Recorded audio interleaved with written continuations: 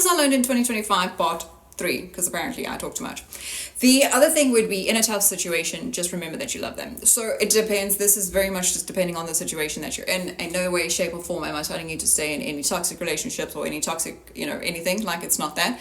But sometimes we do take a lot of offense when it's in your relationship, whether it's, a work, a partner, a friend, family member, anyone.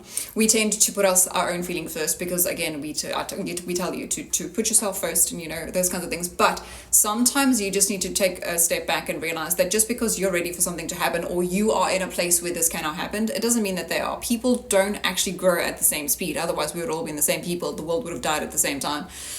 We grow and we learn differently. Just because you've reached a point where you feel like this is something that you want, sometimes the other person still has to catch up. Like, it's not, you read the book from start to finish, they're still on page 4.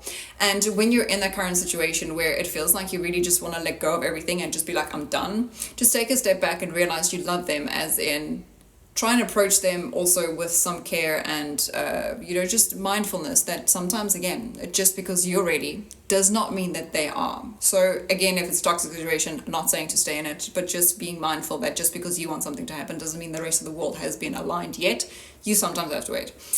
And then the last thing would be is if you keep quiet and you listen. So if you are sitting with anything that you need to do, if you keep quiet and listen, you can hear what you need to do.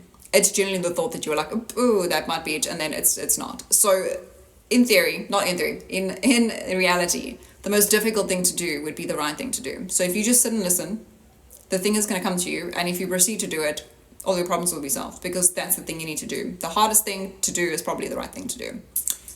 Have a great day.